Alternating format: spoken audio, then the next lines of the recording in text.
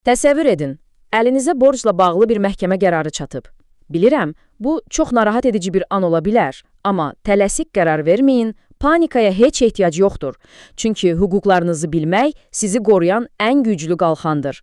Gəlin birlikdə bu borc icrası prosesinin əslində necə işlədiyinə baxaq və bu yolda sizi nələrin gözlədiyini aydınlaşdıraq. Yaxşı, bəs məhkəmə qərarı hər şeyin sonu deməkdirmi? Əlbəttə ki, yox. Əslində, bu sadəcə rəsmi prosesin başlanğıcıdır. Yəni, əgər əlinizdə bu sənəd varsa, bilin ki, hər şeylə bundan sonra başlayır və bu prosesin də öz qayda-qanunları var.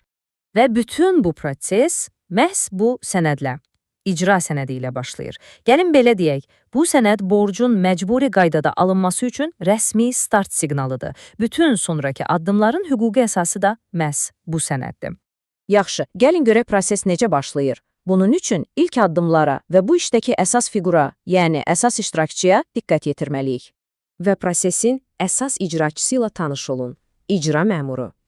İcra haqqında qanuna əsasən, bu şəxs məhkəmə qərarını real həyata keçirən rəsmi bir fiqurdur. Bunu unutmamaq lazımdır ki, onun tələbləri müzakirə olunmur, hər kəs üçün məcburidir.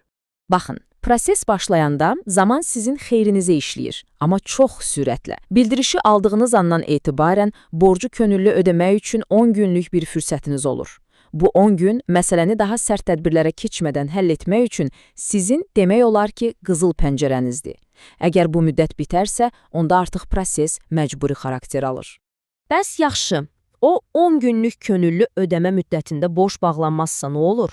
Bax, bu zaman proses növbəti daha ciddi bir mərhələyə, yəni əmlakın həbsi mərhələsinə keçir. Həbs sözü qulağa biraz qorxulu gələ bilər, amma gəlin görək bu əslində nə deməkdir. Bu sadəcə olaraq əmlakınızın siyahıya alınması və sizin həmin əmlak üzərindəki sərəncam hüququnuzun, yəni onu satmaq və ya bağışlamaq kimi hüquqlarınızın məhdudlaşdırılmasıdır. Məqsəd, borc ödənilənə qədər həmin əmlakın dəyərini qoruyub saxlamaqdır.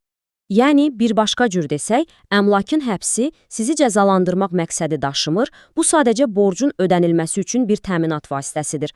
Əmlak qorunur ki, əgər lazım gəlsə, satılaraq borc bağlansın. Amma burada çox vacib bir sual yaranır. İcra məmurları istənilən əmlaka həbs qoya bilərmi? Və bu da bizi yəqin ki, hamını ən çox narahat edən mövzuya gətirib çıxarır. Borca görə bir insanın yaşadığı yeganə evi, yəni başını soxmağa tək yeri əlindən alına bilərmi? Gəlin, bu həqiqətən də çox vacib suala cavab axtaraq. Bu demək olar ki, hər bir borçlunun qorxulu yuxusudur. Sual çox sadə və birbaşadır. Qanunvericilik bu barədə nə deyir? Cavab, inanın ki, çoxlarını təəccübləndirə bilər. Cavab qəti və birmənalıdır. Xeyr. Vəkilin də vurğuladığı kimi, borclunun yaşadığı yeganə mənzilə həbs qoymaq tamamilə qanunsuzdur.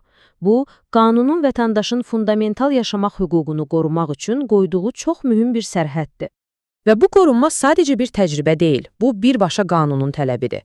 Qanunvericilikdə toxunulmaz əmlakların xüsusi bir siyahısı mövcuddur. Bu siyahı vətəndaşın minimum yaşayış standartlarını təmin etmək üçün yaradılıb və yeganə mənzil bu siyahının lap başında gəlir. Yaxşı, ev məsələsinə aydınlaşdırdıq. İndi gələk digər həssas məsələyə, gəlir mənbələrinə. Görəsən, icra prosesi zamanı pensiya və ya maaş kartınıza nə baş verə bilər? Bu da çox yayılmış bir sualdır, xüsusilə də pensiyaçıların bank kreditləri olduğu hallarda bu sual tez-tez ortaya çıxır. Görəsən, bank birbaşa sizin pensiya kartınıza müdaxilə edib pulu tuta bilərmi? Baxın, burada cavab biraz fərqlidir və hər şey sizin hesablarınızın harada olmasından asılıdır. Məsələ belədir.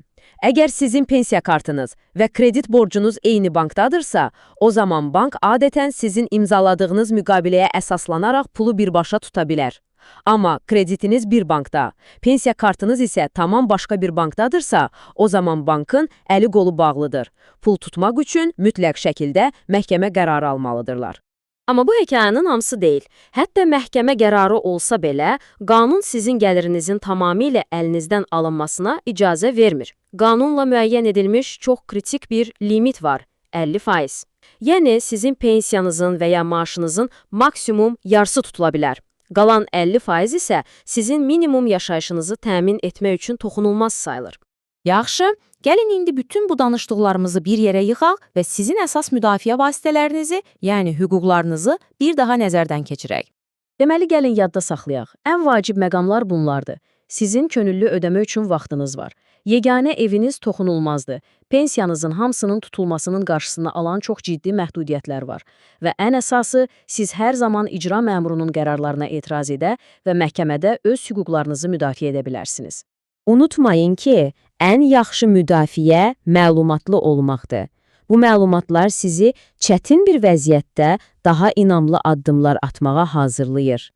İndi bu biliklərlə silahlanmış halda öz maliyyə təhlükəsizliyinizi qorumaq üçün atacağınız növbəti addım nə olacaq?